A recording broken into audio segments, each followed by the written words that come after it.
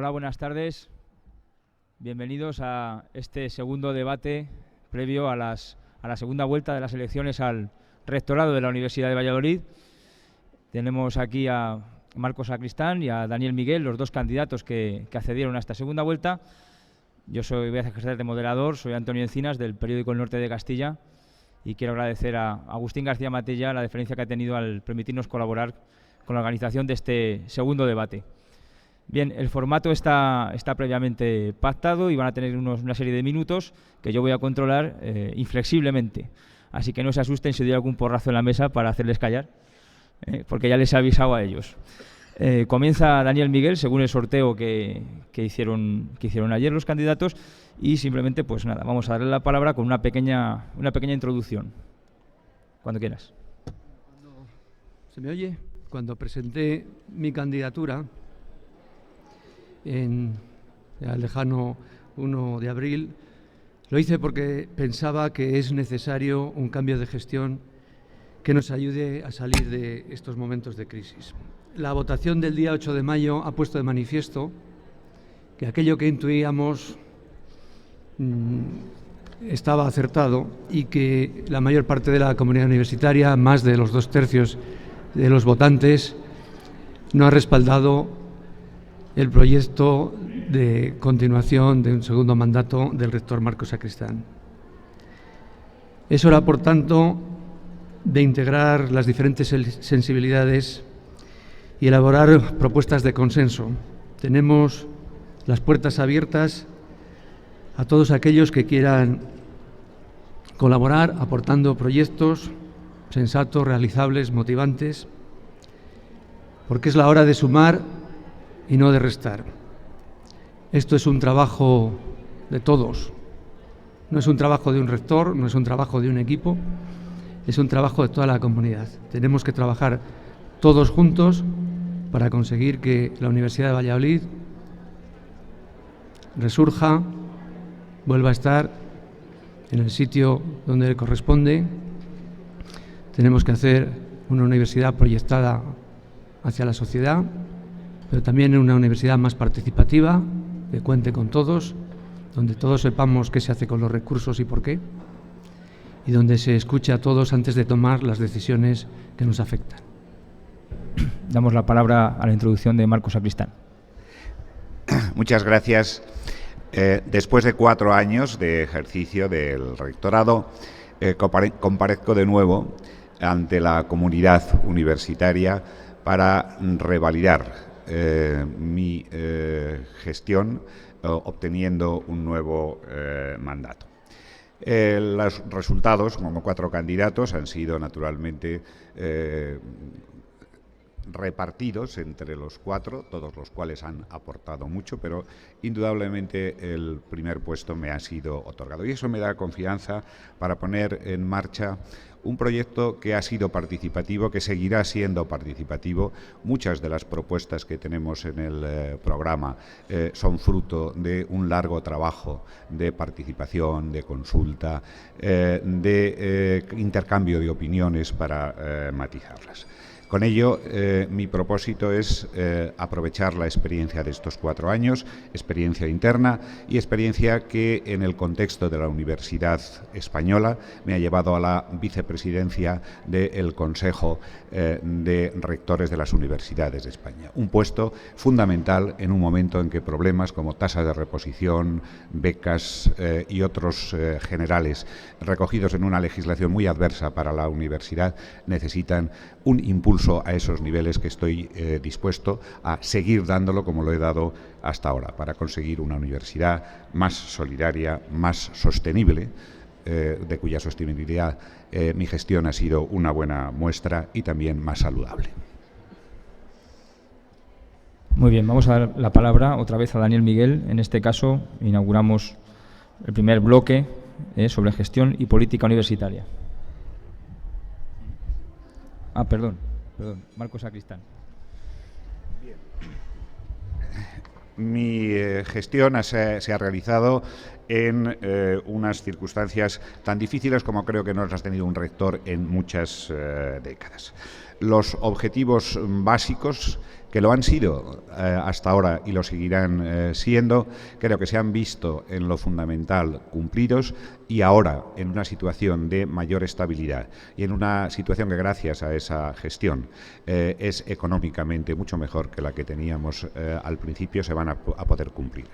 Esos objetivos tienen que ver fundamentalmente con las personas y, aunque luego hablemos de política de profesorado y de alumnado, quiero destacar que desde una perspectiva social propia de una universidad pública, hemos atendido especialmente al cumplimiento del principio de igualdad de oportunidades en el acceso a los estudios superiores, de tal manera que ningún alumno ha quedado sin poder incorporarse a la universidad o la ha tenido que abandonar gracias a una política importante de becas de estudio, de ayudas para supuestos excepcionales, y ya está programada para el próximo curso una de complemento para la movilidad dentro del programa Erasmus+.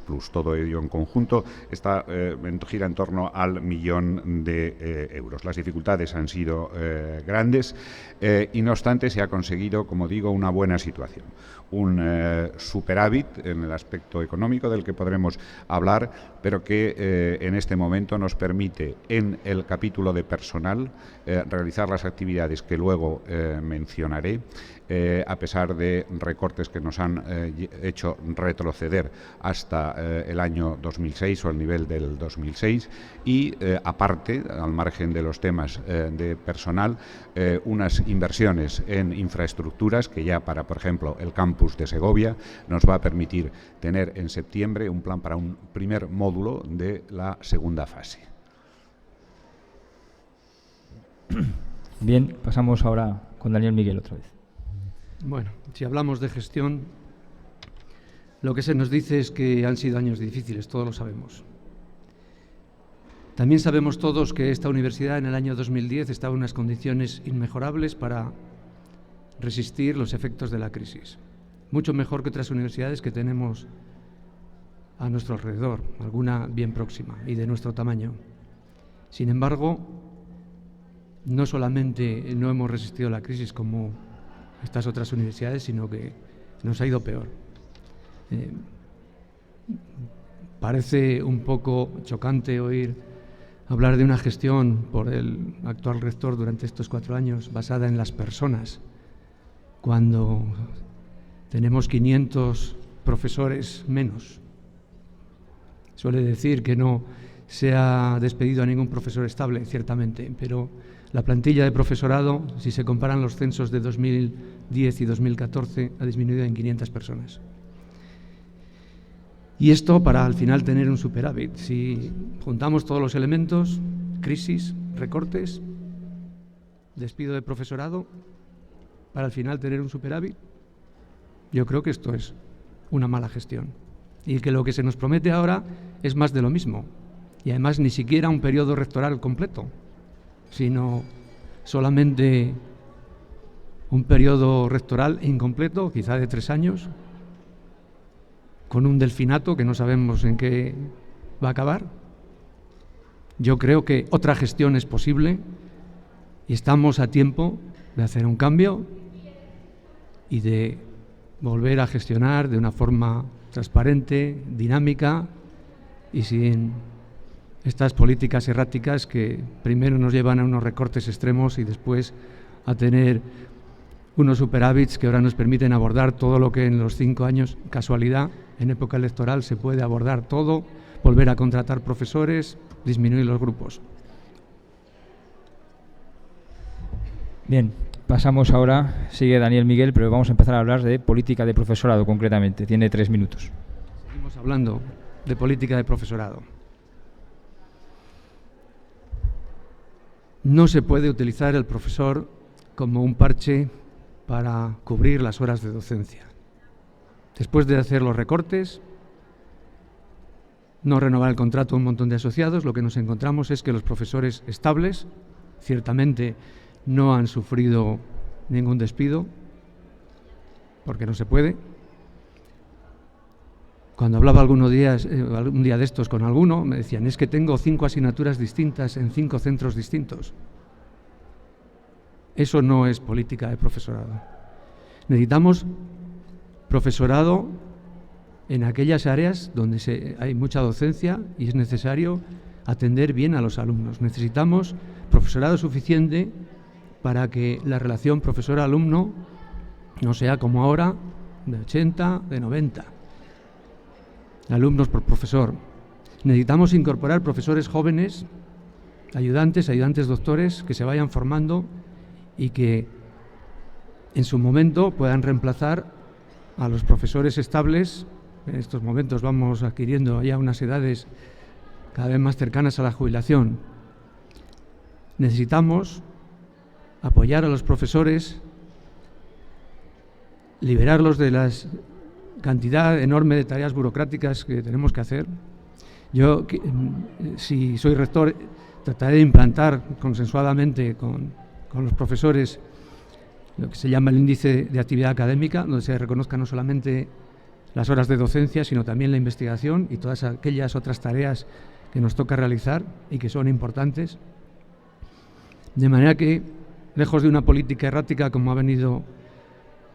se ha venido realizando en estos últimos años, lo que queremos es que entre todos tenemos que consensuar, pensar a qué tenemos que dedicar los recursos, hacer planes a corto, medio y largo plazo, porque lo que está en juego es la supervivencia de muchas áreas en un futuro no muy lejano. De manera que hay que hacer una política de profesorado con sentido común, no mirando a cuadrar la famosa hoja Excel para tener unos determinados resultados numéricos o económicos, sino mirando hacia el futuro, mirando las necesidades, no imponiendo las mismas condiciones a áreas que son muy diferentes, donde en algunas áreas, digamos, hay pocos alumnos, en otras hay muchos alumnos, no puede contar exactamente las mismas horas. Las tareas que realiza el profesor no son iguales en unas áreas que en otras. Curiosamente, hemos estado 4 años donde la carga para el profesor eran 320 horas y ahora, justo 2 meses antes de las elecciones, se rebaja a 280. Y yo digo, ¿por qué no 240, como ha sido toda la vida de Dios y hemos estado trabajando y sin grandes problemas? En fin, hay que hacer una política de profesorado sensata. Todos sabemos los problemas, quizá todos sabemos las soluciones, pero hay que aplicarlas. Probablemente muchas de estas cosas ya se decían en los programas electorales del año 2010 y muy pocas de ellas se han cumplido. Bien, damos paso de nuevo a Marcos Sacristán. Se habla de los programas del 2010. Parece que no se tiene en cuenta que entre el 2010 y el 2014 lo que ha pasado es algo así como una tormenta perfecta, de la que daré a la hora algunos datos. Pero por tratar de ser didácticos, probablemente en esta política, pero en todas, nos puede servir de ejemplo el pensar en un vehículo, un instrumento, un coche, que en el 2010 estaba preparado para autopistas y que de repente se encuentra en medio del campo. Naturalmente no podemos pedir ni políticas ni prestaciones, por tanto, similares a las del 2010, que por cierto ya eran épocas de crisis y no se adoptaron medidas de crisis en el año 2008 y en el 2009 y tuvimos que enfrentarnos y corregir muchas de las previsiones que estaban hechas para seguir andando por autopistas. Pues bien, en el año 2012 pasan, entre otras cosas, las siguientes. Tenemos un recorte de 7 millones de euros en el capítulo de personal. Las cantidades que se nos anuncian, se nos van a entregar, se hacen trimestralmente.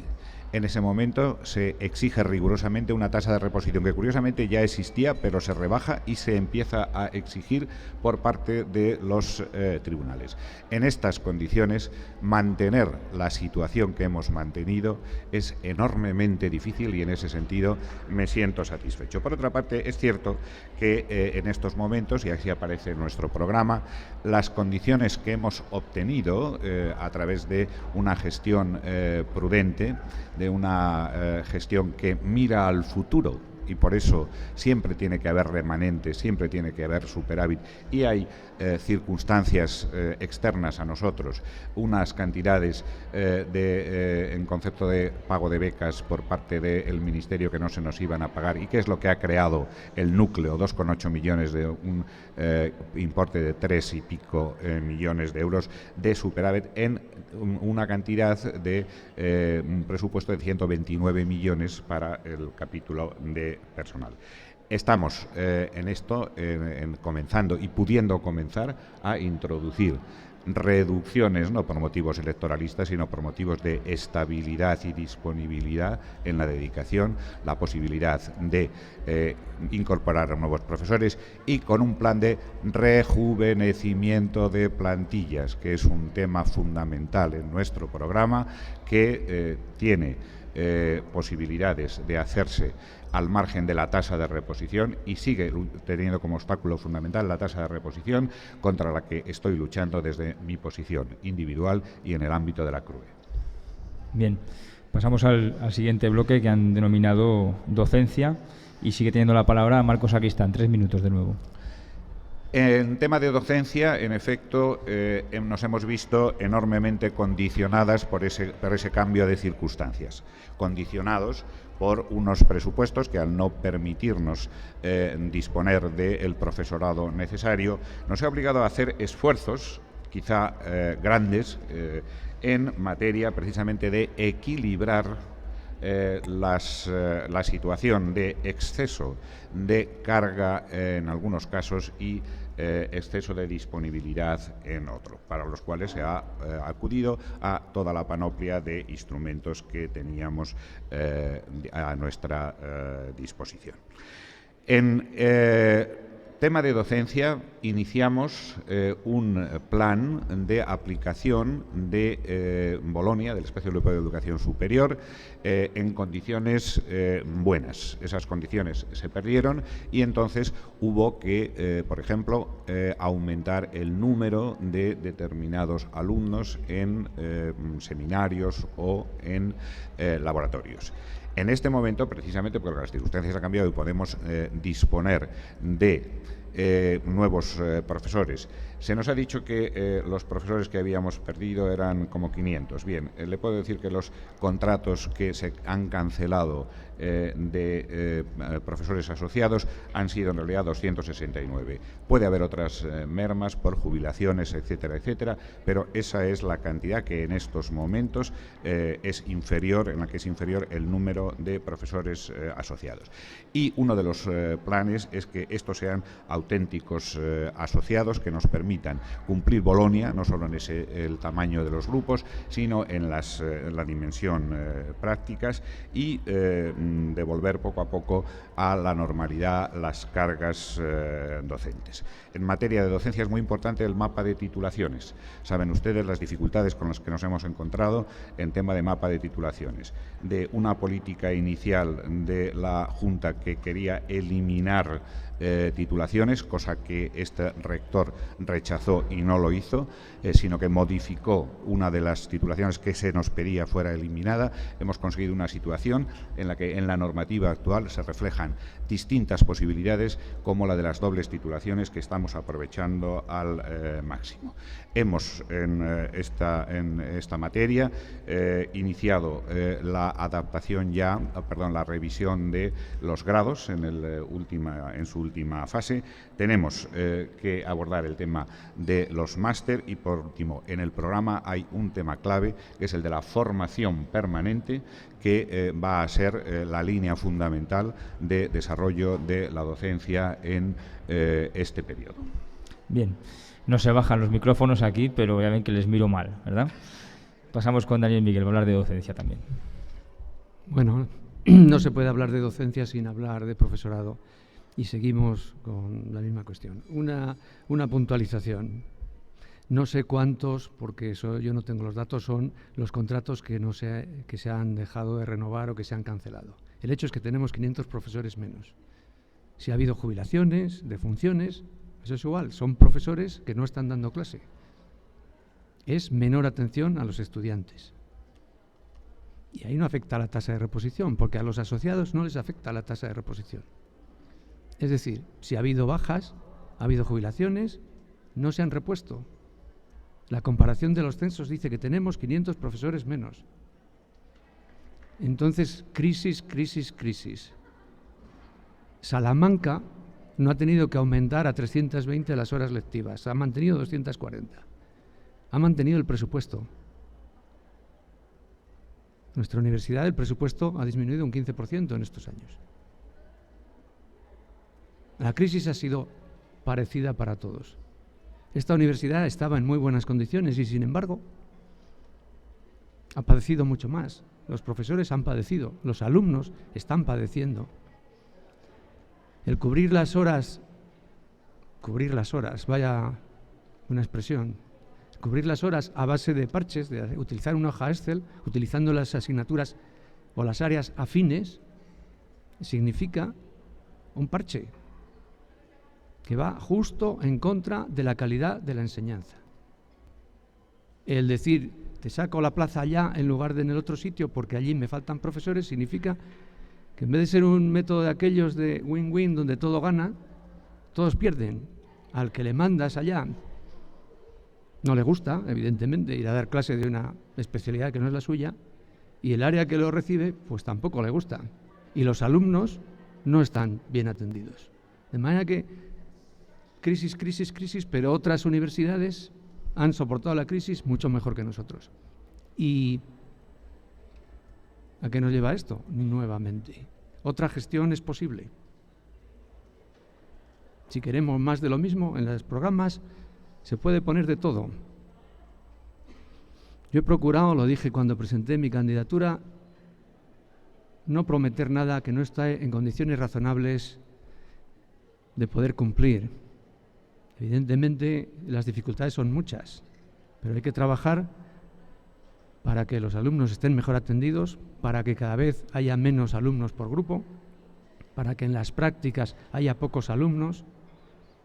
Estos días, casualidad, en algún centro se ha prometido que se va a volver a rebajar en los talleres el número de alumnos a 20, cuando se había subido a 30, a dar como un regalo lo que previamente se había quitado, justamente a 2 días de las elecciones.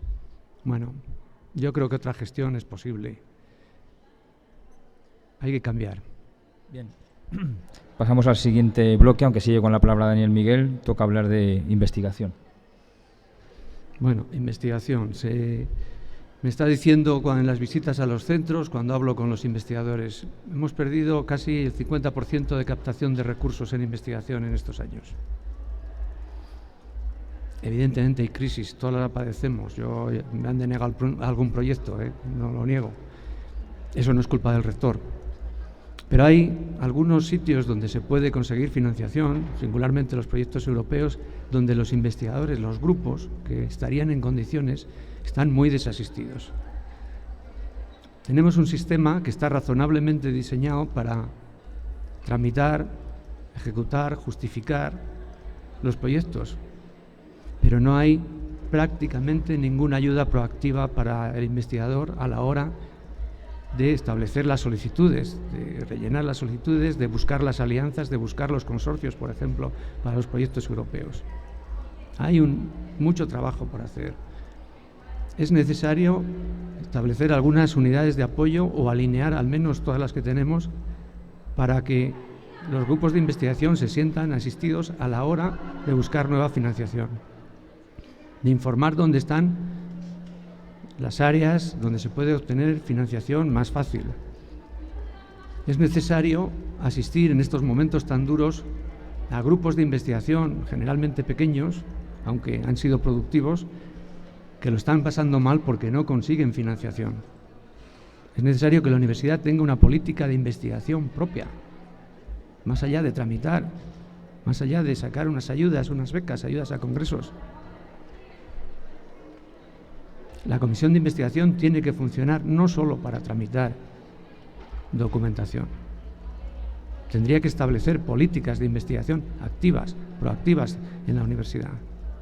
Ayudar a los investigadores de los grupos grandes, excelentes, a proyectarse hacia Europa y de los grupos pequeños para sobrevivir, que todo es necesario. No podemos jugar la Liga solamente con el Madrid y el Barça. También los grupos pequeños son importantes.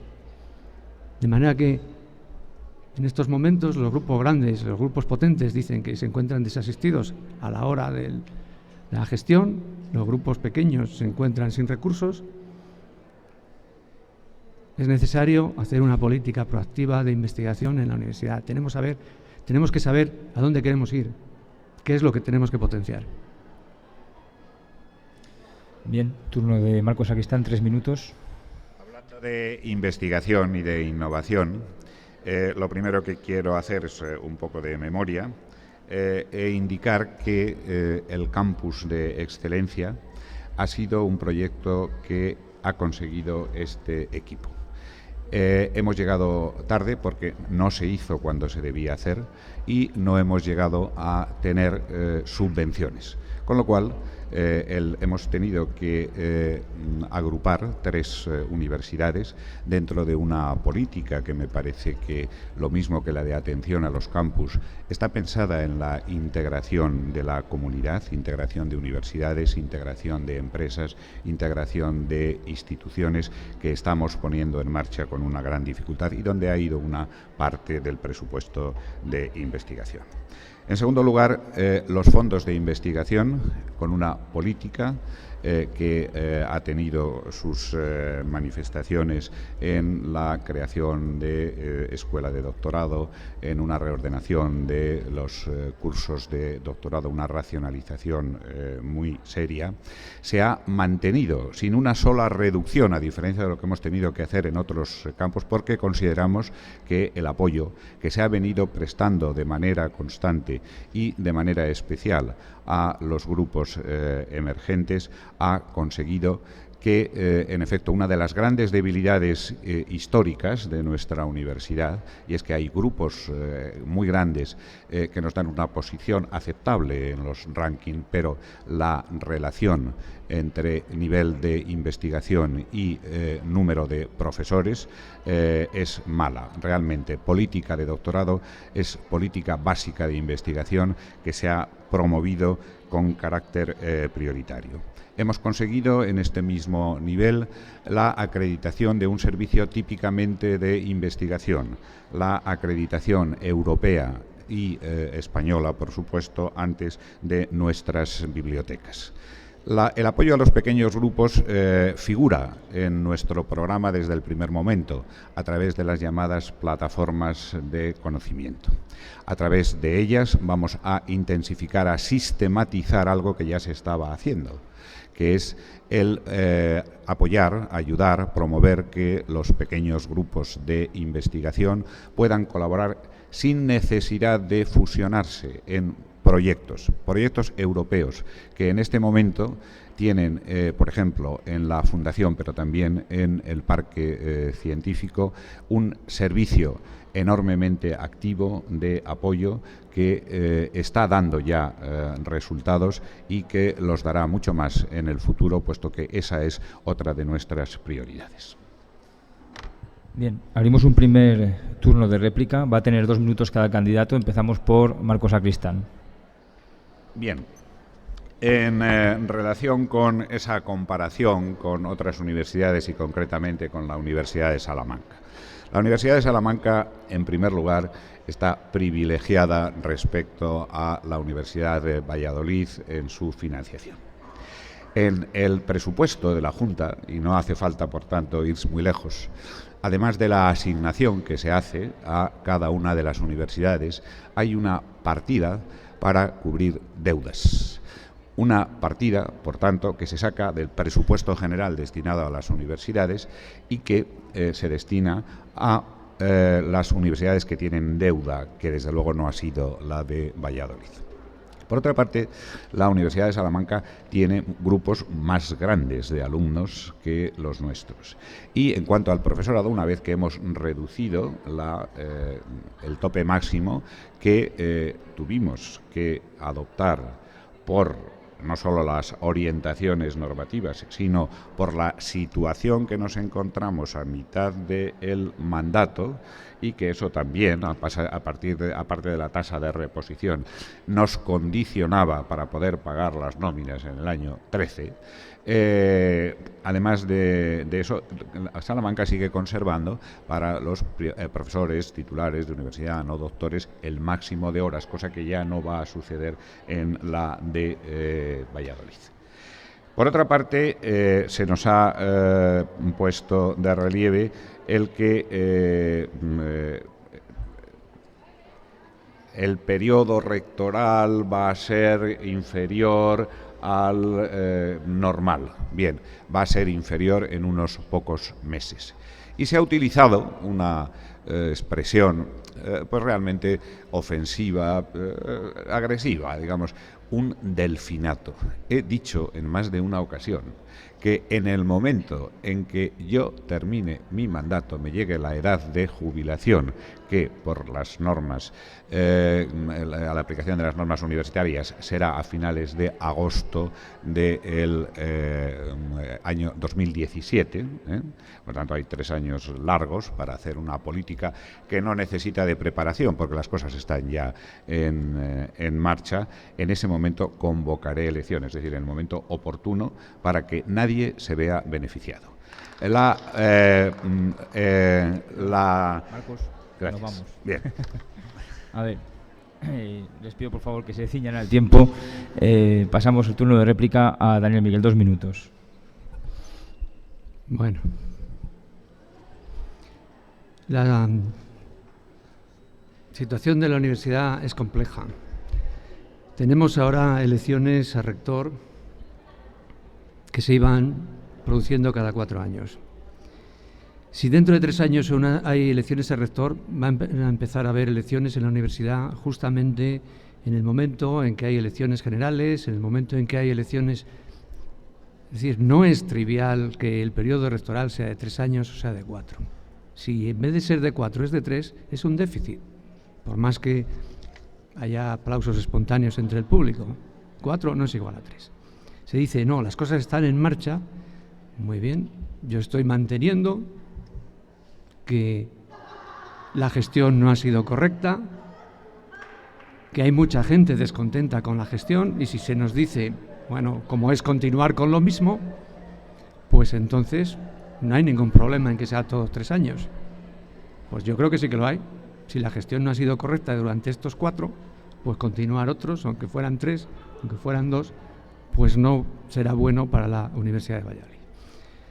Con respecto a lo de tan traído y llevado de la crisis Salamanca, ciertamente si a Salamanca le dan 3 millones más, resulta que este año pues son los que han jugado de déficit. O sea que, de todas formas, contando con esos 3 millones para enjugar el déficit, y no quiero entrar en una guerra de cifras porque todos sabemos más o menos cualitativamente de lo que estamos hablando, Salamanca ha aguantado mucho mejor la crisis, no ha disminuido su presupuesto. Nosotros hemos disminuido del orden de un 15%. Los datos están ahí. Entonces, bueno, se ha hecho una gestión en la cual, desde un punto de partida razonablemente mejor que Salamanca, pues estamos ahora peor. Y eso es lo que puedo decir. Muy bien, pasamos al siguiente bloque, que tiene que ver con el alumnado, incluidos los que se ríen sonoramente por ahí arriba, que a lo mejor no les interesa. Empieza Daniel Miguel, 3 minutos. Bueno, me preocupa la participación de los estudiantes en la vida universitaria. Durante esta campaña, alguno de los candidatos ha hecho mucho énfasis en la participación, y yo creo que ha estado muy bien centrar el foco sobre el hecho de que, incluso en las mejores condiciones, prácticamente 8 de cada 10 estudiantes no participan ni siquiera el día de las elecciones. Vamos por los centros y decimos a los estudiantes: hay elecciones a rector. Me dicen, ¿rector de esta facultad o rector de toda la universidad? No tenemos en los estudiantes, no hay información suficiente, probablemente porque no hay participación. Es necesario fomentar la participación de los estudiantes. no tanto dar recursos económicos, sino también de espacio, de atención, para que haya asociaciones basadas en aficiones comunes, en intereses comunes. Asociaciones que sean colectivos donde estén también los profesores, los miembros del personal de administración y servicio. Solamente si establecemos ese tejido universitario de relaciones, de asociaciones de interés mutuo, puede ocurrir que los estudiantes se den cuenta que no es indiferente quién va a ser el rector o quién va a ser el decano, y distinguirán muy bien cuáles son las competencias del rector y del decano y de los vicerrectores en cada una de las áreas. De manera que tenemos una gran tarea por hacer en cuanto a estimular la participación de los estudiantes. Hay una cosa que podría ayudar bastante, y es establecer cauces para la orientación de los estudiantes nuevos que llegan, donde participen los estudiantes que llevan ya más años, y que esas tareas sean reconocidas en las asignaturas de otras actividades. Hay un clamor constante: es necesario potenciar el número de salas de estudio, número de plazas en salas de estudio. No es tanto tener abiertos todos los centros, lo cual resultaría muy costoso, o de abrir las bibliotecas, que también, porque es necesario personal cualificado. Yo creo que con una inversión razonable y no muy costosa se puede aumentar el número de plazas en salas de estudio, que se pueden mantener abiertas 24 horas durante la mayor parte del tiempo donde los estudiantes lo necesitan para preparar los exámenes. Es necesario crear una ventanilla única para que el estudiante tenga información sobre empleabilidad.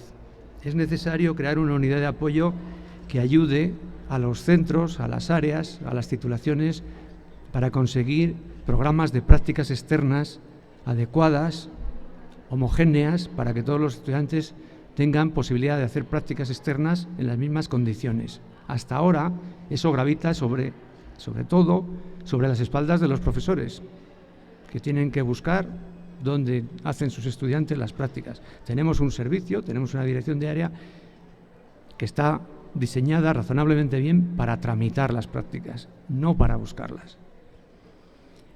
Partíamos de una situación donde queríamos que las prácticas externas fueran obligatorias, que todos los estudiantes las realizaran, y hemos tenido que dar un paso atrás y consentir en que esas prácticas sean optativas. Creo que es bueno que todos los estudiantes hagan prácticas, y necesitamos hacer una labor proactiva para buscar programas de prácticas homogéneas, bien adecuadas a cada una de las situaciones. Y eso ahora mismo no lo tenemos. Bien, pasamos el turno a Marcos Sacristán, alumnado. Bien, sí, es verdad que el tema de la participación es un tema preocupante, es un tema en el que en este campus se nos ha dado un ejemplo, el señor Matilla, de cómo debemos actuar, y eso será un tema que habrá que abordar en un momento de comunicación, y que creo que es un ejemplo a seguir. Quiero recordar que el programa, debidamente articulado, contempla todo un plan de actuaciones que en gran parte ya tienen su realidad anterior. El tema de prácticas es verdad que, como el Plan Bolonia, lo concebimos de una manera muy ambiciosa y hubo que ceñirse a las prácticas obligatorias. Todos los estudiantes que tienen prácticas obligatorias en este momento las reciben.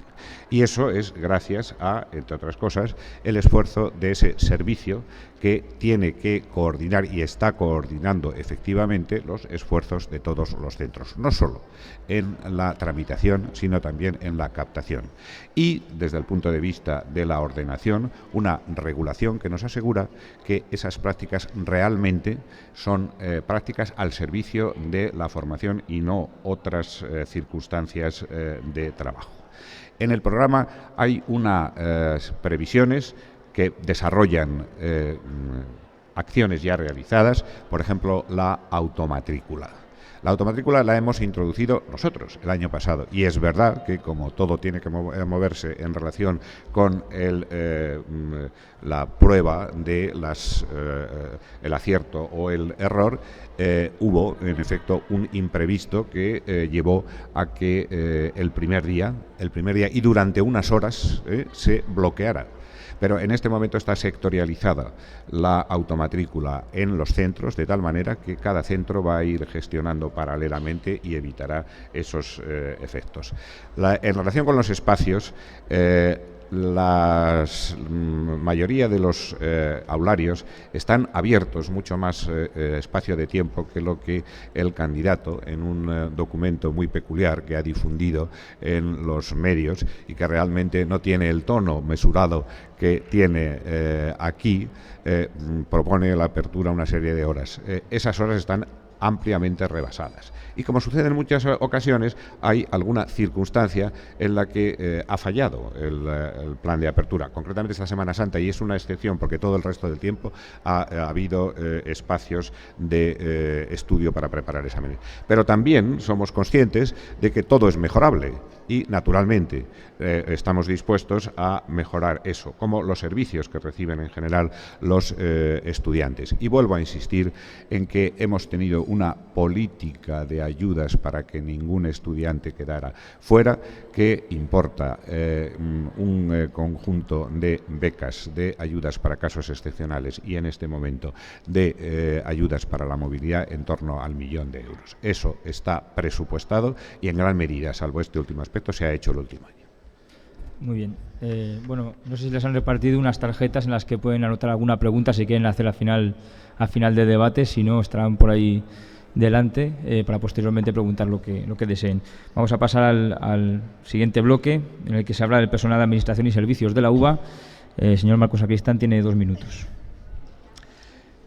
En relación con el personal de administración y servicios, nos encontramos en principio con el mismo problema que con los profesores, con una tasa de reposición. Una tasa de reposición que, si en el caso del profesorado es del 10% de los que se jubilan, en el PAS ha sido de un 0%. En ese sentido, nuestra política ha sido la de mantener las plantillas y ahora el programa es el de la consolidación, el de la cualificación, el de la promoción. En relación con la promoción, hemos proyectado para este próximo curso la introducción de un sistema de promoción que está previsto en el Estatuto Básico de los Trabajadores, que es la denominada promoción horizontal. Supone que dentro de cada uno de los niveles va a poder existir una promoción que sería posible para todos todo el personal de administración y servicios, pero que es esencial para aquellos que por su preparación no pueden pasar de nivel, con lo cual pueden ir promocionando dentro de cada uno de los niveles.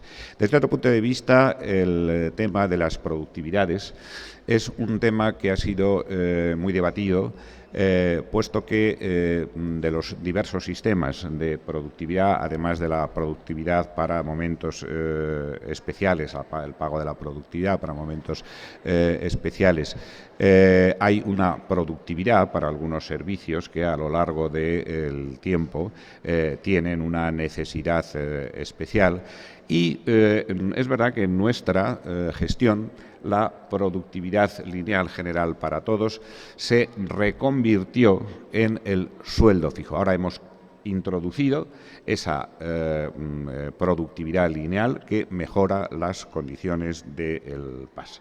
Y por otra parte, termino... No, le corto. Ya les he dicho que iba a ser un poco inflexible. No se me vayan. Le toca a Daniel Miguel, hablando del PAS. Bueno, creemos que es imprescindible establecer una carta de servicios Tenemos que saber qué funciones realiza cada uno de los puestos de trabajo en el personal de administración y servicios. Tenemos alguna definición de funciones que tiene más de 30 años. Yo tuve en alguna ocasión, cuando era director de departamento, que alguien administrativa del departamento pidió al gerente cuáles eran las funciones de su puesto y nos mandaron una fotocopia de algo mecanografiado en los años 70 y donde decía mecanografiar las actas del Consejo, entonces de la Junta de Departamento. Bueno, esto ocurre en muchos puestos de trabajo del personal de administración y servicios. Es hora ya de hacernos una radiografía y saber cómo estamos, porque solamente así podremos establecer con justicia cuáles son los complementos, las productividades que hay que dar en cada uno de los puestos de trabajo. Existe la percepción generalizada en estos últimos meses de que muchas de esas productividades se dan a dedo y además 2 meses antes de las elecciones. Esto no puede ser. Hay que hacer una política más transparente, tenemos que redefinir un montón de servicios, tenemos que coordinar los servicios y eso hay que hacerlo primero sabiendo cómo estamos. Hay que hacer urgentemente un plan de consolidación de empleo. La mitad, bueno, no sé si la mitad, el rector sabrá, una buena parte de las plazas ahora mismo del personal de administración y servicios están ocupadas de forma interina en comisión de servicios. Hace muchos años que no se sacan plazas. Ahora se dirá, la tasa de reposición. Bueno, antes de la tasa de reposición, en 2010 o 2011, Salamanca hizo oferta pública de empleo y ahora puede sacar plazas. Aquí perdimos esa oportunidad.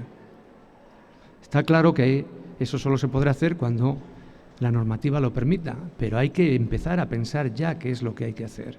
Definir las escalas, definir, por ejemplo, en bibliotecas, donde hay mucho personal laboral y mucho personal, digamos, sin estabilidad laboral. Sí. Es decir, perdón, hay que... Lo corto también. Discúlpenme, pero hemos dicho al principio que esto iba a ser... Ustedes lo han pactado, ¿eh? Bien, le toca seguir hablando a usted, pero en este caso damos paso al siguiente bloque, porque así lo acotaron en su momento, que es sobre los campus. Cuando quiera, 3 minutos. Bueno,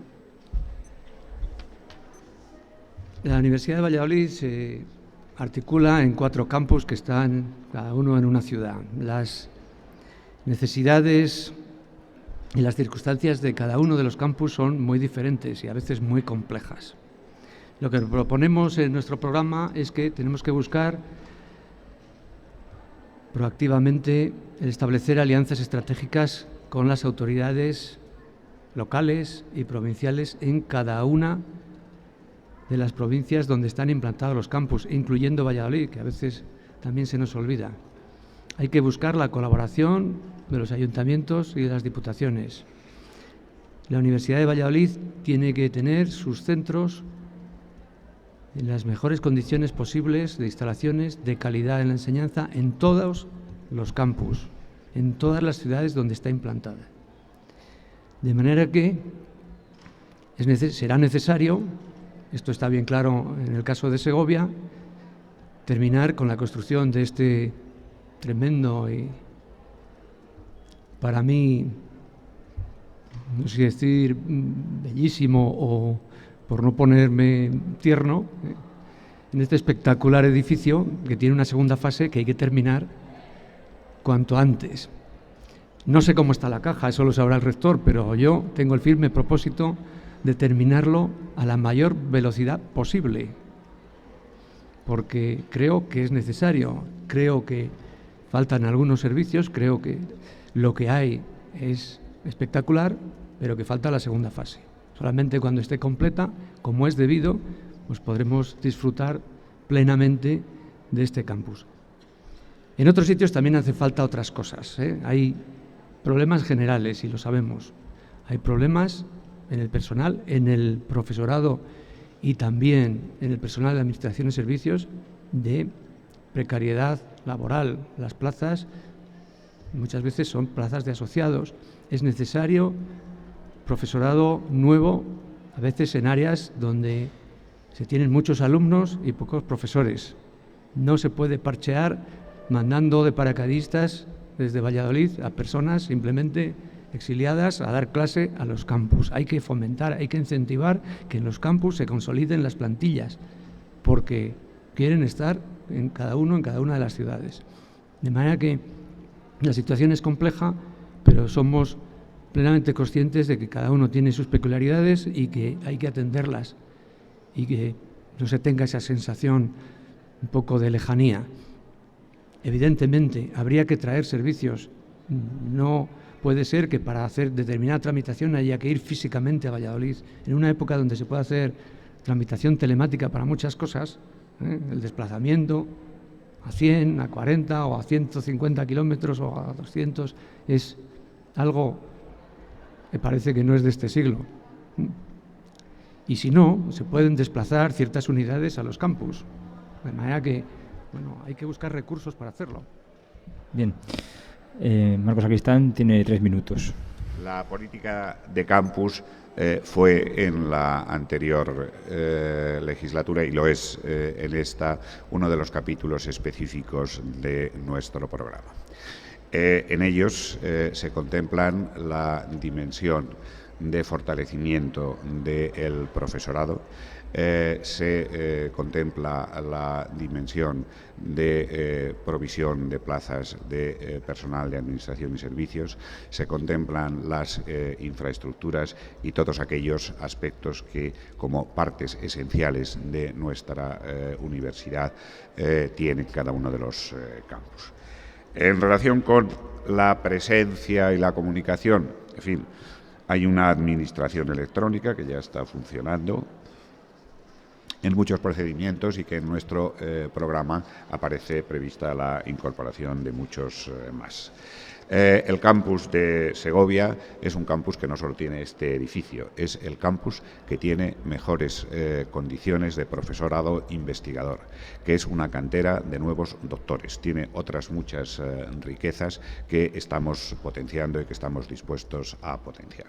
En cuanto a la segunda fase, pues es verdad, tan convencidos estamos de que es urgente que ya hemos previsto una cantidad en los presupuestos que está disponible, que por tanto será ejecutable. En septiembre tendremos el proyecto y creo que a final de año podremos abrir a licitación un módulo que tiene como principal función suplir las deficiencias, los elementos que este magnífico edificio no reúne porque no estaba destinado a asumir las cargas que ha tenido que asumir en estos momentos. Por otra parte, la presencia de la universidad en los campus es una constante, como prueba esta reunión que se hace aquí en Segovia, como prueba el que la apertura de curso un año se haya hecho en Palencia, y eso nos permite estar al tanto de las necesidades y cubrirlo en la medida que nos ha sido posible hasta ahora y en mayor medida lo será en el futuro. Bien, pasamos al siguiente bloque. Toca hablar ahora de extensión universitaria. Tienen 2 minutos. Marcos Sacristán comienza. La clásica expresión extensión universitaria recoge fundamentalmente lo que era el tercer pilar o la tercera función de nuestra universidad en la definición más clásica. La dimensión, a su vez, más tradicional, la de la cultura y el deporte, es en estos momentos, y lo ha sido especialmente en estos 4 años, una referencia fundamental de la presencia de la Universidad de Valladolid en las ciudades y en el entorno incluso europeo. En algún campeonato en el que participan equipos, concretamente el de fútbol sala, un equipo de Valladolid ha conseguido un premio europeo. La media maratón es una referencia. El Universijazz, por ejemplo, lo es desde otro punto de vista cultural. La presencia museística de la Universidad de Valladolid es en este momento de una enorme calidad. Pero ciertamente no solo es eso. La extensión universitaria en estos momentos, el tercer pilar, se proyecta hacia la devolución a la sociedad de lo mucho que recibe en el campo de la transferencia de tecnología. En el campo de la transferencia de tecnología tenemos la fundación, tenemos el parque científico, especialmente en el que se están albergando en el edificio destinado específicamente para ello un número elevado de empresas, 300 empresas en este momento, con la incorporación de una multinacional. Creo que lo podemos tener cubierto. Se están haciendo proyectos con empresa a nivel de 3 por semestre. Hay una actividad importante de esta transferencia de tecnología que completa la visión tradicional de la extensión universitaria. Bien, la extensión universitaria son 2 minutos, recuerdo. Daniel Miguel, cuando quiera. Bueno, creo que el señor rector ha dado una muestra palmaria de que no sabe lo que es la extensión universitaria ni la transferencia. La transferencia no tiene nada que ver con la extensión universitaria. La extensión universitaria son acciones culturales que la universidad hace hacia la sociedad y muchas veces de forma gratuita. No tiene nada que ver con la relación con las empresas. Yo no sé qué va a decir el señor rector en las relaciones con el tejido empresarial y financiación. La universidad tiene que ser un referente cultural en todas las ciudades donde está implantada. A mí me choca, me lo decían estos días, y es cierto. La Universidad de Valladolid tiene algunos exalumnos excelentes, economistas. Aquí no ha habido un foro de debate sobre los orígenes de la crisis económica, tanto que hablamos de crisis y tanto que la hemos padecido. Seguro que si hubiera habido alguno con la asistencia de alguno de esos economistas de prestigio, hubiéramos sido probablemente portada en la mayoría de los periódicos locales. Eso es extensión universitaria. Es hacer ver a la sociedad que estamos trabajando en cosas que les interesan. Evidentemente el deporte, claro. ¿Y qué más? Y las asociaciones. No se trata solamente de organizar estos o aquellos cursos, aquellas jornadas. Hay que participar también en la ciudad donde está cada uno, en las actividades que se programan, sobre todo aquellas que tienen mucha tradición. Evidentemente, desde hace cientos de años salimos en las procesiones, no está mal, pero hay otras cosas. Tenemos que hacer ver a la sociedad en qué trabajamos. En muchas universidades por ahí del mundo hacen jornadas de puertas abiertas completas.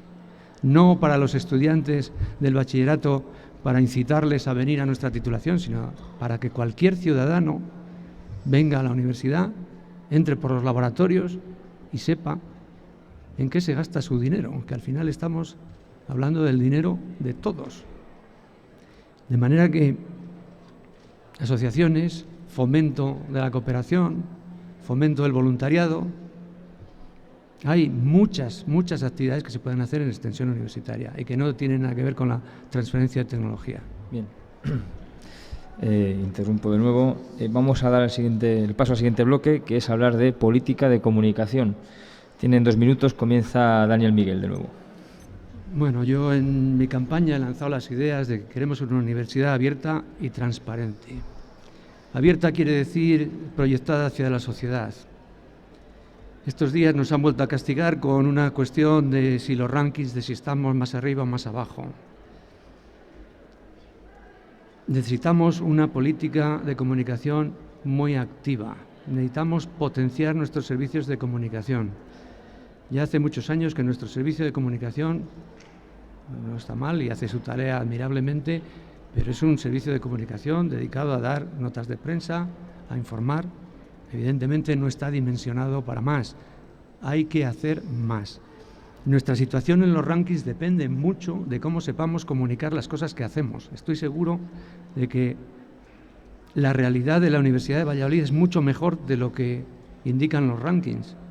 Y sin embargo, ese pequeño esfuerzo que es consolidar indicadores, consolidar datos de publicaciones, de proyectos, de transferencia, de actividades. En algún sitio de la cadena falla y no se terminan de comunicar, y en los sitios donde deben saberse, pues no están. De manera que estoy pensando seriamente en crear un vicerrectorado o por lo menos una dirección de área fuerte que se encargue de una política de comunicación y política universitaria. Es decir, nuestras relaciones con otras universidades, nuestras relaciones con la sociedad, colocar a la Universidad de Valladolid con su realidad, donde tenga que ser que no falten datos en ningún sitio y que aglutine toda la comunicación, no solamente hacia afuera, sino también hacia adentro. Nosotros, la mayoría de nosotros, ahora en estos días de la campaña electoral ha sido enriquecedor conocer de primera mano que te dicen hacemos esto, lo otro. En general, nuestros profesores, nuestros miembros del personal de administración y servicios no saben las actividades que hace la universidad, no saben qué grupos de investigación buenos tenemos y por qué lo son, y cómo se han formado y por qué se mantienen. No saben las acciones de voluntariado o de cooperación que lleva a cabo la universidad. No digo que estén escondidas, digo que no son muy accesibles. Sí, perdón, cumplimos el tiempo, que si no está todo muy pautado y si no nos vamos de hora. Marcos, tienes 2 minutos. Nuestro programa aborda también específicamente el tema de la comunicación como uno de los problemas que tiene en este momento la Universidad de Valladolid y tiene previstas medidas muy concretas. La comunicación, en efecto, tiene esas dos vertientes, comunicación hacia el interior y comunicación hacia el exterior. La comunicación hacia el exterior, en efecto, no tiene, digamos, ese nivel de desconocimiento. Los grupos de investigación durante mi campaña, durante mi mandato, por utilizar una referencia, han sido objeto de diferentes campañas de entrevistas en medios de comunicación, en medios públicos, para que se hayan ido conociendo. Son los grandes suficientemente conocidos. Son los pequeños grupos, son otros aspectos los que en efecto es necesario comunicar mejor.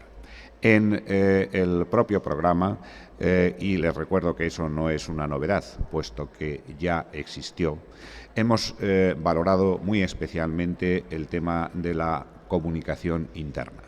Existieron ya en cada uno de los campus áreas, y un área fuerte en Valladolid, pero áreas muy profesionalizadas, por ejemplo, en Segovia, que durante el tiempo que pudimos mantenerla y antes de los efectos de la crisis, que sigue siendo, quiera o no reconocerlo el candidato, un condicionante enorme para todos y cada uno de los aspectos de la política, los suspendimos. En este momento está previsto el volver a crearlos. Y, en efecto, creo que también he dicho verbalmente que quizás hubiera que pensar, si eso no es suficiente, crear un vicerrectorado de comunicación. Sí. Bien, pasamos al siguiente bloque para hablar de internacionalización y vuelve a tener la palabra 2 minutos Marcos Sacristán. El tema de la internacionalización es un tema clave en estos momentos y, aparte de tener un capítulo específico, es un tema transversal en todas las políticas que se contemplan en nuestro programa. Tiene que ver mucho con el tema de comunicación, el incentivar la presencia de la Universidad de Valladolid en el ámbito internacional. Uno de los temas, digamos, previos a lo que es una auténtica política de internacionalización es la consecución de un nivel de dominio del idioma por parte de todos los miembros de la comunidad universitaria y muy específicamente de los alumnos. Atendiendo a peticiones específicas de los alumnos, se van a crear ayudas para obtener el certificado B1, que va siendo cada vez más necesario. Vamos a desarrollar también ese otro nivel, digamos, menos académico de la comunicación a través de grupos de conversación para los cuales ya tenemos y está en marcha la actuación de alumnos Erasmus, a través de los cuales alumnos, profesores y personas alumnos y profesores que dominan el idioma, difundir estos ámbitos de conocimiento. La política de internacionalización empieza con la del currículum, con cursos en inglés, que pueden ser solamente en inglés, empezando en el grado con algunas asignaturas optativas, generalizándolo en el máster o haciéndolos bilingües, 2 grupos, uno en castellano y otro en inglés. La propia movilidad, el por qué nos interesa seguir manteniendo un año de Erasmus en lugar de los 6 meses a los que nos quiere condicionar el Ministerio, viene determinado en buena medida por la necesidad de esa inmersión en el país, y estamos potenciando la participación en Erasmus en estos países que, por ser la lengua franca, utilizan el inglés. Y finalmente, tenemos un problema, el no ser agencia de certificación para que nosotros mismos podamos certificar el idioma. Estamos en este momento tratando de conseguir y tenemos planeado el obtener esa condición. Bien, doy el paso a Daniel Miguel, 2 minutos. Bueno, internacionalización. Aparte de los cursos de idiomas para los estudiantes, poco hemos oído. Por ahí se maneja la cifra de que tenemos 350 convenios internacionales firmados en la Universidad de Valladolid, y de ellos escasamente el 10% están activos, tienen un contenido. Creo que en estos últimos años hemos hecho una política más bien de relaciones diplomáticas. Le damos, firmamos un tratado y ya está. Internacionalización significa que cuando aquí hay un máster de investigación, por ejemplo, y un estudiante de Corea del Sur quiere venir a hacer el máster, no le pongamos trabas, exigiéndole papeles inútiles que en Corea no conocen para poder matricularle. O que cuando estamos planeando un máster, no lo hagamos en una época donde podríamos tener estudiantes en Iberoamérica, no lo hagamos en una época donde en Iberoamérica son vacaciones y no hay ningún profesor para poder ayudarnos a cumplimentar el máster internacional.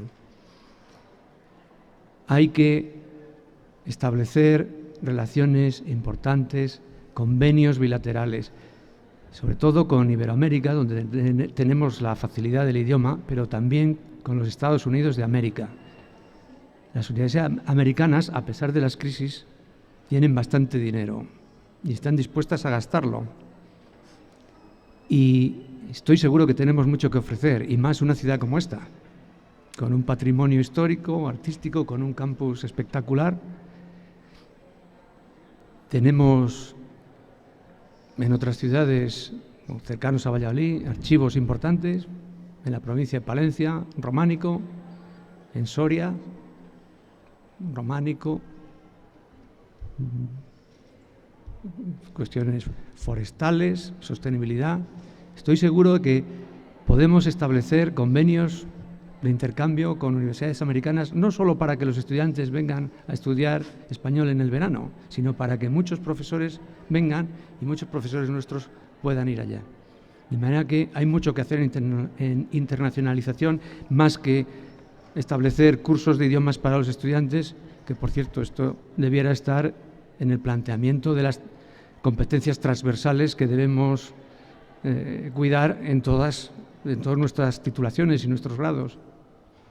De manera que, proyección hacia afuera, tenemos que establecer convenios y también eliminar trabas para que los estudiantes internacionales que quieran puedan venir a nuestros másters y tener aquí una posible continuidad. En algún caso me decían, bueno, teníamos un máster que era tan específico que luego no había un doctorado por el que poder continuar. Bueno, pues esas cosas también hay que cuidar.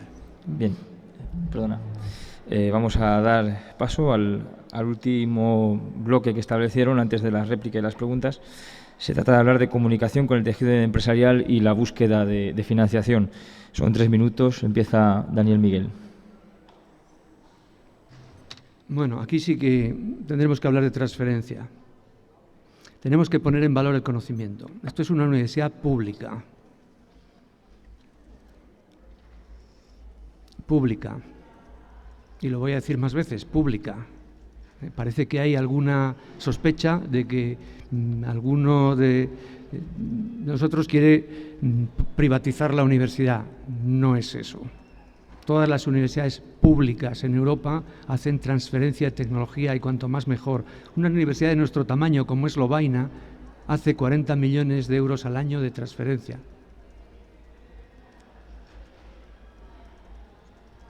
De modo que se puede hacer transferencia de tecnología, relaciones con empresas, sin dejar de ser una empresa pública, financiada por el Estado. Tenemos que hacerlo a través de los instrumentos que tenemos. La Fundación General, el Parque Científico sobre todo. Tenemos, y costó mucho, tenemos instalaciones donde podemos acoger empresas, sobre todo empresas que trabajen con nosotros, no empresas que vengan a pagar un alquiler por estar. Se trata de que vengan y trabajen con nosotros en común. Eso, desde luego, podría ser una fuente de recursos que luego podremos emplear para mejorar en esta universidad pública la igualdad de oportunidades, para dar becas de doctorado, para dar becas de estudios, de grado. De manera que tenemos mucho que hacer ahí. Sobre todo, lo que es más importante, para empezar, tenemos que hacer un marco normativo que regule las actividades de transferencia de los profesores. Tenemos mucho conocimiento fundamental que, puesto en valor, podría suponer colaboración con empresas, proyectos aplicados, y sin embargo hay reticencias por muchos profesores porque parece que si un profesor establece un contrato con una empresa, y sobre todo si es de mucho dinero, acaba siendo sospechoso de algo. Tenemos que hacer un marco normativo donde sepamos exactamente dónde están las líneas, cuáles se pueden pasar y cuáles no. Hay que regular la consultoría. Es decir, si un profesor nuestro es muy competente en una determinada área y hace un informe para una empresa, pues eso está regulado y esto, la universidad recibe un retorno, el profesor también, y eso en cualquier universidad del mundo y también en las universidades públicas y de Europa también se hace. Ahora mismo no tenemos un marco normativo claro para estas actividades. De manera que hay que empezar por poner en claro lo que es la transferencia, tener claro cuál es la bolsa de conocimiento que podemos poner en valor y, desde luego, cuáles son las normas de juego. Y una vez que lo sepamos, que tampoco cuesta mucho, estimular a que nuestros grupos de investigación sean cada vez más grandes, mejores, estén mejor equipados a base de poder realizar colaboraciones con empresas. Sería una salida muy adecuada para nuestros recién titulados, porque a través de proyectos de investigación aplicada compartidos con empresas sería como un primer empleo y empezar a hacer currículum y a tener experiencia.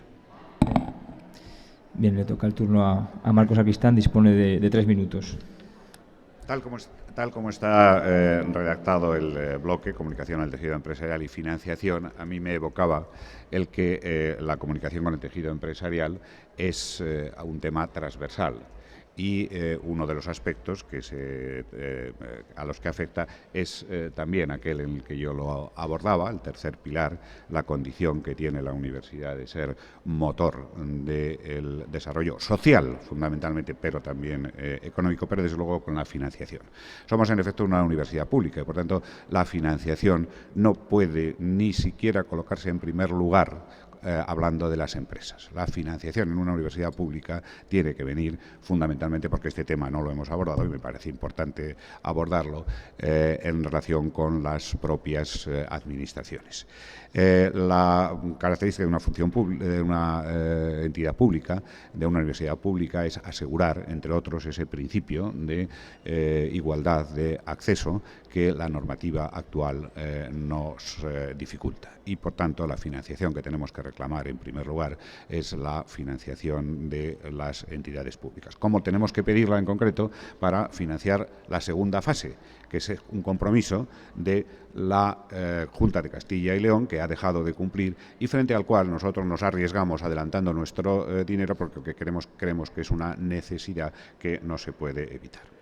Naturalmente, en ese contexto, es verdad que la participación, la colaboración con las empresas tiene diversas vertientes, y una de esas vertientes es obtener una parte de la financiación. La financiación a través de todos los medios a los que ha hecho referencia el profesor de Miguel, y que están, en efecto, en este momento teniendo un desarrollo muy importante en el parque. Y hay un aspecto muy importante que no se ha tenido en cuenta, también con el tejido empresarial, puesto que el tejido empresarial es el que crea empleo.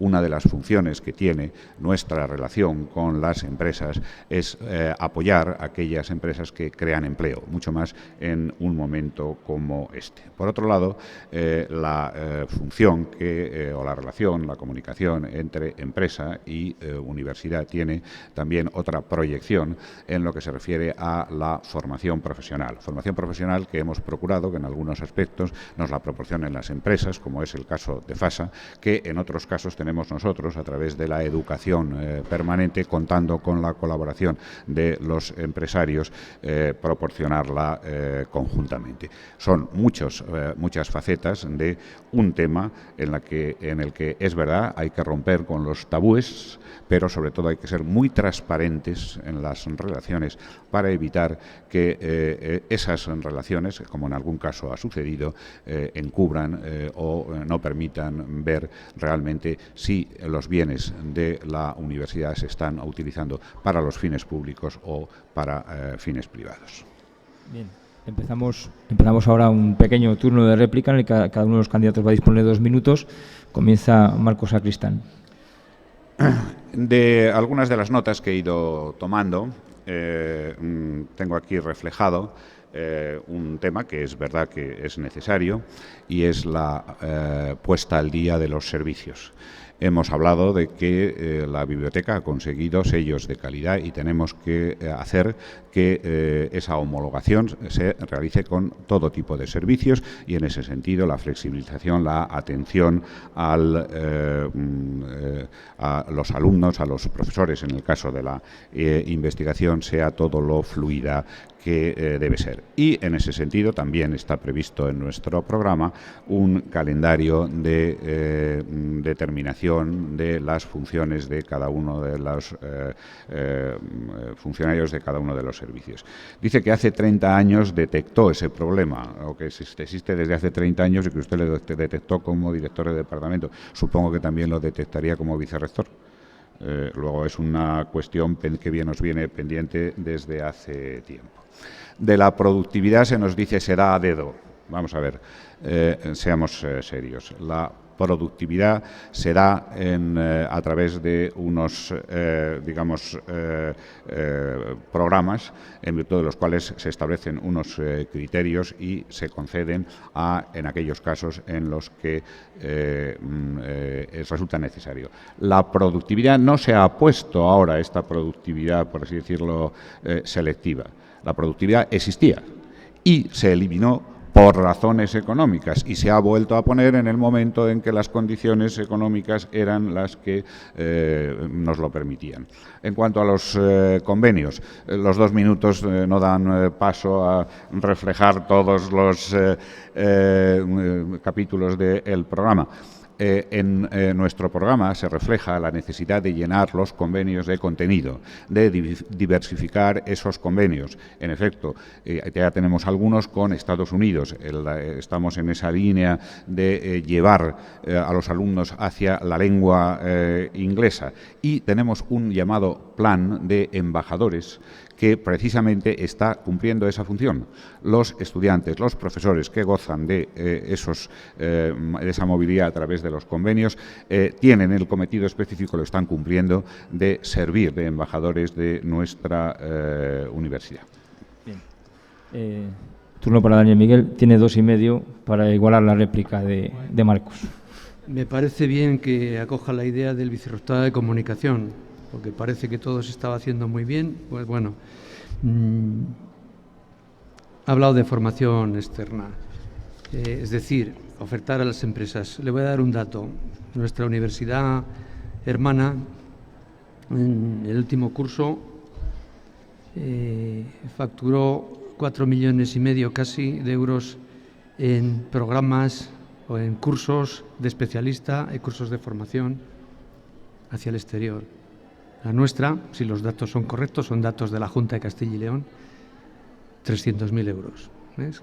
Relación 14:1. Hay mucho trabajo por hacer ahí. ¿Se habrá hecho algo? Como 300.000, otros de nuestro tamaño ya van por 4,5 millones. Todo incluye.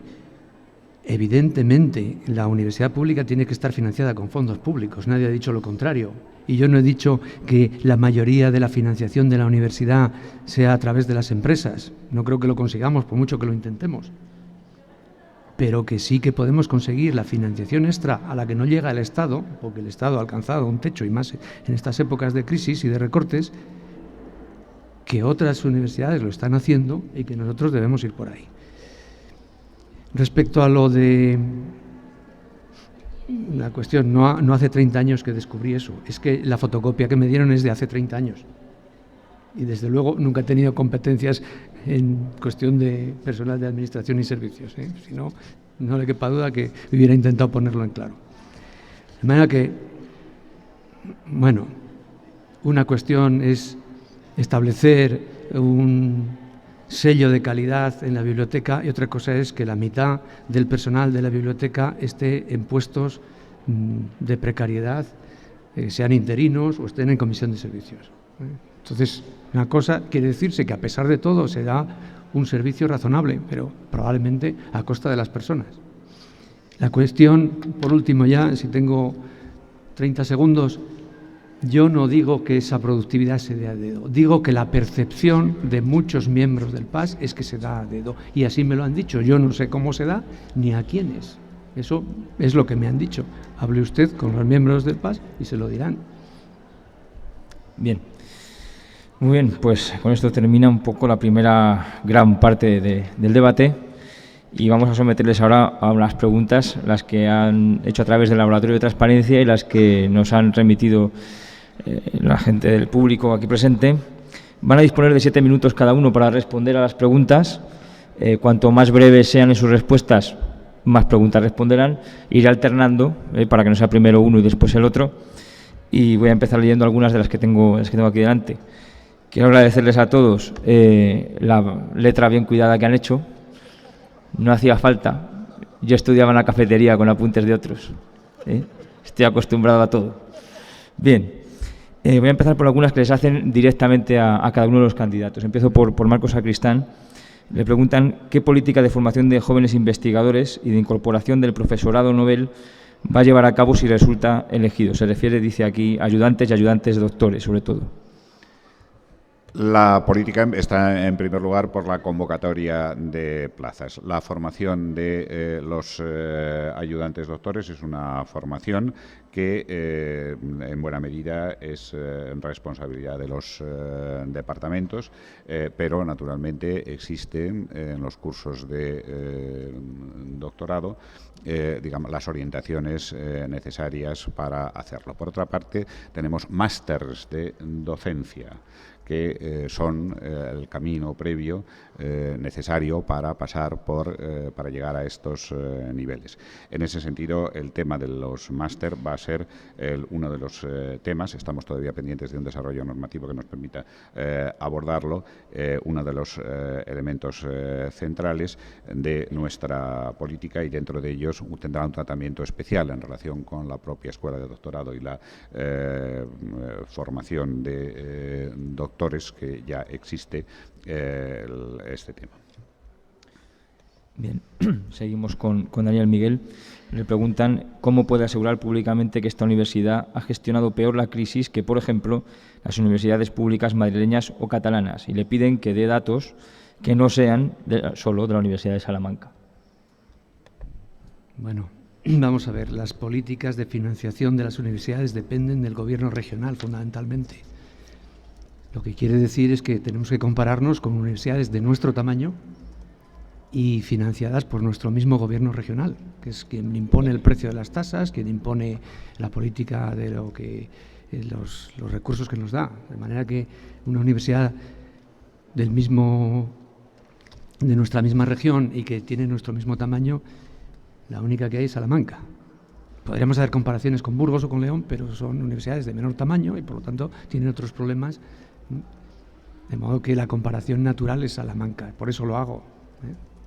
No quiero decir que pues probablemente puede ocurrir que en las universidades madrileñas la gestión haya sido peor, pero eso no me consuela mucho. Digamos que Salamanca y Valladolid están con las mismas reglas de juego. Bien, le preguntan a Marcos Sacristán. Antes hablaba de la participación de los estudiantes, y en este campus la movilización en favor del candidato Agustín García Matilla ha sido un ejemplo, ¿no? Pero usted ha sido el candidato menos votado en alumnos. ¿No cree usted que en algo se ha equivocado para que los alumnos le hayan dado la espalda? Y le preguntan si cómo pretende que los estudiantes crean que va a hacer ahora las cosas que no ha hecho en 4 años. Digamos, el defecto ha sido naturalmente de comunicación. Uno aprende con la experiencia y aprende con los buenos ejemplos. Y he dicho antes que este será el buen ejemplo que hay que seguir. Pero además es que tenemos proyectados consejos de estudiantes, no solo el general, sino también en este campus, que nos van a ir permitiendo el conseguir una estructura en virtud de la cual esos efectos no se vuelvan a producir.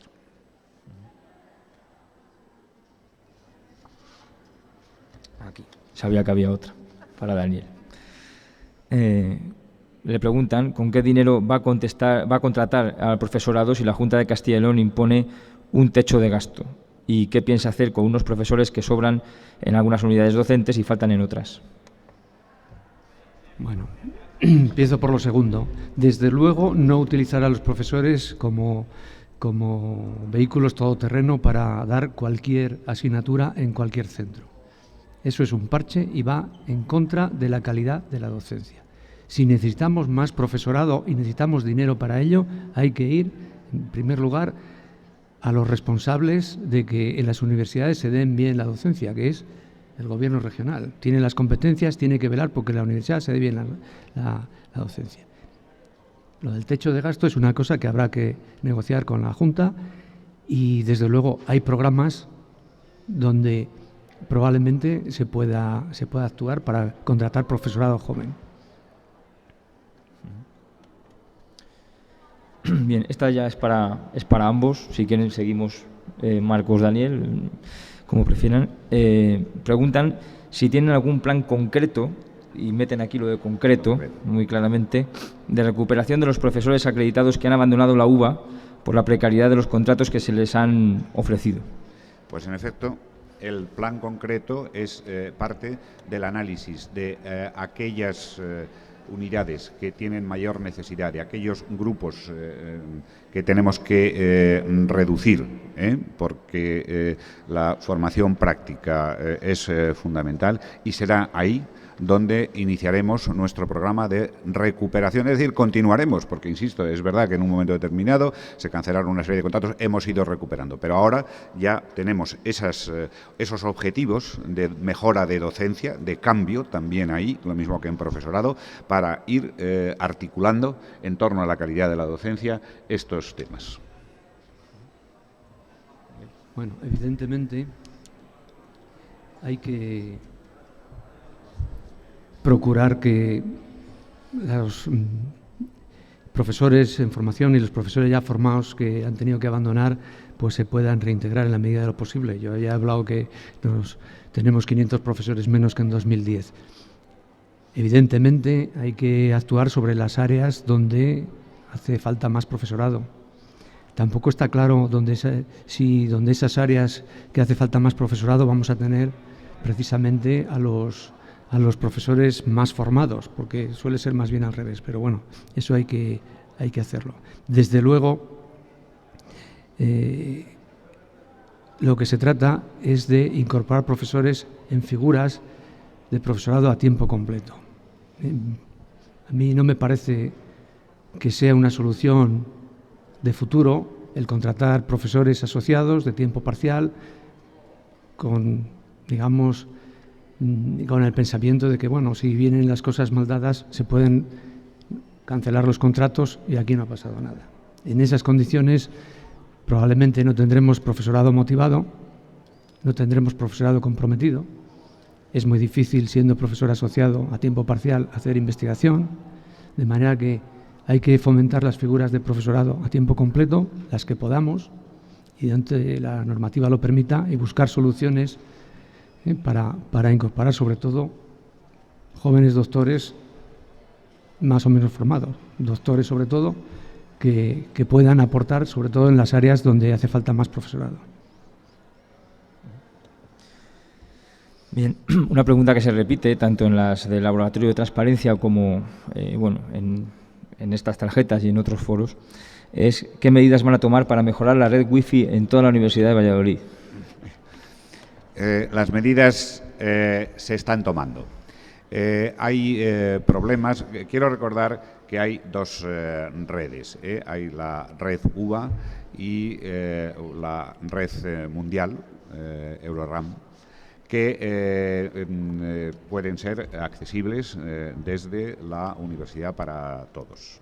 El problema es acondicionar fundamentalmente la red de Valladolid, que es la más antigua.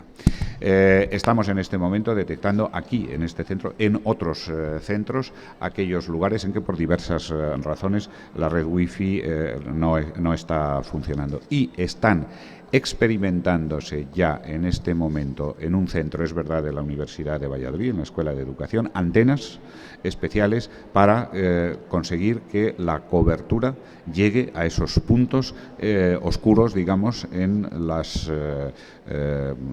distribución, en el ámbito, en el área de estas redes. Daniel. Bueno, yo antes he dicho que los periodos rectorales de 3 años, que tantas elecciones, probablemente habría que hacer elecciones cada 6 meses, con lo cual se mejorarían de golpe todas las cuestiones. Hemos estado 4 años con el mismo problema y ahora cuando llegan las elecciones ya se está empezando a acometer. Claramente ha habido mucha dejadez en el mantenimiento de las instalaciones. Las aulas de estudio en el aulario, en los techos se caen. Esta Semana Santa no, porque estaba cerrado, pero después me mandaban fotos los estudiantes diciendo mira cómo está el techo del aulario. Nuestra propia fachada del edificio histórico se está cayendo. Yo creo que sí que hay unos pocos cientos de miles de euros para hacer eso, en un presupuesto de 200 millones.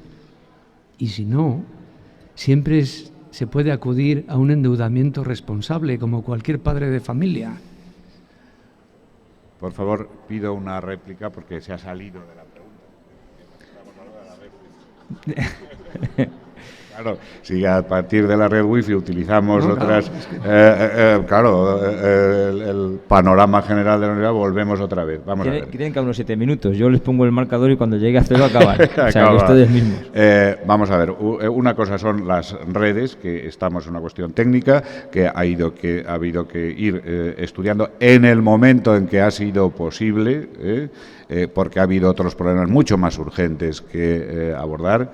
Y hay, digamos, un servicio de mantenimiento y una unidad de arquitectura que está pendiente de cada uno de los detalles. Naturalmente, no al día se pueden resolver problemas que surgen inopinadamente. Y en cuanto a la fachada de la Facultad de Derecho, que es algo que conozco especialmente. Los edificios históricos, y ahí tenemos también en nuestro programa la previsión de un plan, son edificios que requieren un cuidado muy especial. La caída de elementos de ese edificio barroco es algo que se repite, desgraciadamente, cada 4, 5, 6 años. Hemos querido en esta ocasión establecer un presupuesto para que el análisis que ya se ha hecho y la ejecución que va a hacerse inmediatamente sea algo más que un parche, esas cosas que le gusta tanto al señor Rendiel, que sea una auténtica reparación para que tengamos la seguridad de que ese elemento está a partir de ahora garantizado en su supervivencia durante mucho tiempo. Si quiere añadir algo, Daniel, aprovechando la contrarréplica. Bueno, se salía de la pregunta, pero es un síntoma de una situación general. Si le quiere, le cuento un caso particular. Mi laboratorio está 1 año inundado en un edificio nuevo. En su momento, porque no había 90.000 euros para pavimentar una zona donde se echó un montón de arena que conservaba la humedad en lugar de dejar que se secara. Curiosamente, después sí que ha habido no sé cuántos euros para pavimentar la parte de atrás de la facultad, ahora en la época de las elecciones. Bueno, pues es un dato. 1, pequeño. Dejémoslo. Bien. 1. Ahora tomo yo la palabra, si nos importa, para seguir con el crono. Aprovechando el tema del wifi, y veo que hay otras preguntas por aquí también, que también se han repetido, que es el tema de los enchufes en las aulas, y como ex profesor asociado que un día casi se mata con un alargador de un alumno, les pido por favor que lo considere. Esto ya al margen, ¿vale? Me preguntan, y eso sí que también se repite bastante, sobre todo aquí en las preguntas del Laboratorio de Transparencia, es, elijo esta otra de una tarjeta, pero viene a decir lo mismo, es cómo contemplan la figura del vicerrector de campus y con quién cuentan para cubrir ese cargo concretamente en el campus de Segovia. Empiezas, Marcos. Yo ya introduje en mi mandato pasado un principio en virtud del cual quería contar con la participación, con el consenso del campus, por las personas que dirigen los centros, personas responsables, para que me propusieran personas que, a su juicio, representaban al campus y que, por tanto, no eran de alguna manera alguien directamente impuesto para una política, aunque naturalmente tiene que ser afín a la política. Eso es lo que estoy volviendo a hacer en esta segunda candidatura. Daniel. Bueno, me parece que es una idea razonable y yo voy a hacer lo mismo. Proponer en cada uno de los campus los directores de centros y a personas representativas de diferentes grupos, porque no solamente son los directores de centros, para que lograr en todos los campus que la figura del vicerrector sea una figura de consenso, que sea una figura representativa del campus y que no sea, digamos, el comisario político del rector en el campus correspondiente. En el caso de Segovia yo tengo personas que me han ayudado en la campaña, pero no tengo un vicerrector de campus en este momento. Bien. Me van a permitir que las últimas preguntas, ya que quedan más o menos 1,5 minutos, 3 minutos, sean las referidas al campus de Segovia, ya que estamos aquí. Creo que es lo adecuado, ¿no? Algunas se refieren un poco a lo mismo, al tema de la segunda fase del campus. Ya han dicho ustedes que cuanto antes, eso quiere decir cuando haya dinero, eso quiere decir que no lo sabe nadie, básicamente. Ya las obras, ¿verdad? Ya hay. Bueno, creo que eso ya ha quedado contestado anteriormente por los dos candidatos, con lo cual no sé si merece la pena abundar, pero sí que les preguntan, por ejemplo, qué opinión tienen en relación a la propuesta ya aceptada de impartir comunicación audiovisual en Segovia, si creen viable hacer un doble grado de comunicación con publicidad y comunicación audiovisual en este campus. En efecto, una de las líneas generales de nuestra política de campus es reforzar aquello que es fortaleza del campus, aquello en lo que destaca y en lo que puede destacar. En este caso es indudable, y lo hemos visto estos días, que no solo en el aspecto, digamos, teórico y docente, sino en el aspecto práctico, el centro de comunicación es realmente emblemático en este aspecto.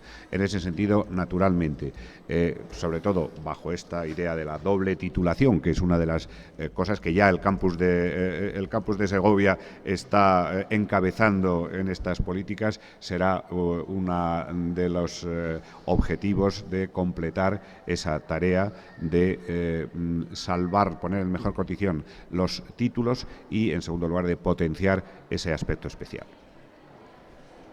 Daniel, cuando quieras. Bueno, coincido, todo lo que pueda ser atractivo para los estudiantes, que mejore su empleabilidad, hay que potenciarlo y, sobre todo, probablemente la mejor vía para que cada uno de los campus se sienta mejor tratado es que en cada uno de los campus seamos capaces de establecer cuáles son las señas de identidad, las titulaciones, digamos, específicas que hay que potenciar, y por esa línea tenemos que ir.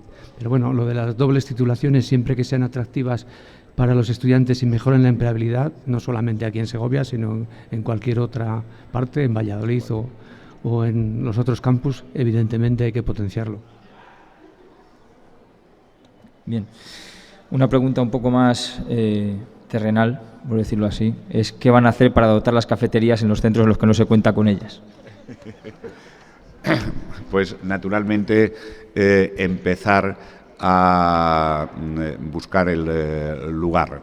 Es verdad que la cafetería es un lugar de encuentro en un campus, y lo hemos visto en el de Valladolid, el Miguel Delibes, es un elemento dinamizador.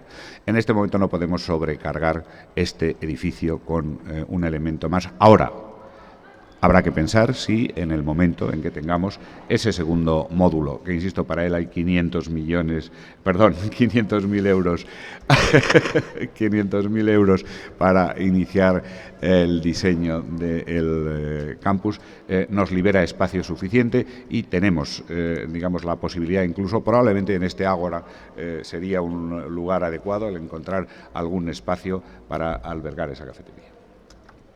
Daniel. Bueno, en este caso sí que sería una cafetería de campus, cuando se pueda conseguir. Como lugar de encuentro, la cafetería prácticamente dicen, hay personas entendidos, expertos, que dicen que la cafetería, el restaurante de campus es el lugar de encuentro por antonomasia, mucho más que la biblioteca. Es decir, que probablemente lo que tendríamos que hacer en Miguel Delibes, y que espero que no me escuchen muchos allí, es centralizar en una sola cafetería la de todos los centros, en vez de tener una para cada centro, porque es todo lo contrario de lo que dicen los expertos. Pero bueno, la demanda es que normalmente cada uno quiere tener su lugar de encuentro en su centro, y me parece muy razonable. Hay que aprovechar todos los recursos posibles y tenerlo cuanto antes, porque es el lugar de encuentro que dinamiza las conversaciones, las posibles alianzas, incluso, bueno, pues que ayuda a aquello de la participación, a sentirnos más. Si no tenemos que salir, salimos de clase y nos vamos al bar de enfrente, pues ya estamos haciendo menos universidad. Bien, pues estamos ya con el tiempo cumplido de las preguntas. Yo, si no les importa, cogeré las tarjetas y las pasaré después a los candidatos para que revisen las preguntas, para que vean que se ha quedado pendiente, y les convido a los dos a que si alguno tiene a bien contestarlas mañana, pues tienen mi correo electrónico los dos y lo contestamos en el periódico, no hay ningún problema. Tienen todo el día, como creo que en campaña están muy sueltos, tienen la agenda muy libre, ¿verdad? Pues pueden hacerlo si lo desean, estoy a su disposición. Vamos a acabar con las conclusiones, tienen un minuto cada uno para ofrecer sus conclusiones, y le toca en primer lugar a Daniel Miguel, cuando quiera. Bueno, yo creo que presentamos un proyecto realista y sensato que integra a todas las sensibilidades. Como dije al inicio de la campaña, y lo tengo puesto en los pasquines, quiero contar con todos aquellos que confían en el trabajo bien hecho, con todos los que en estos momentos tan duros tienen esperanza en el futuro y encuentran motivos para el optimismo. Hemos propuesto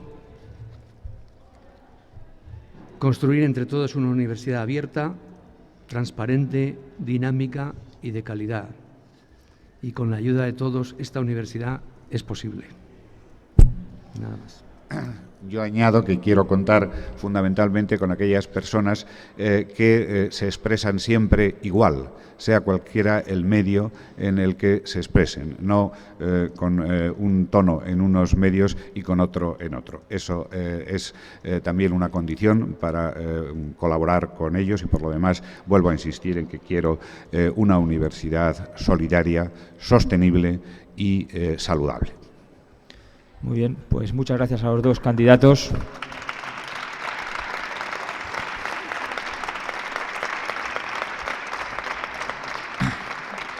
Muchas gracias, pues no siempre es fácil someterse a este examen a 2 días de la votación.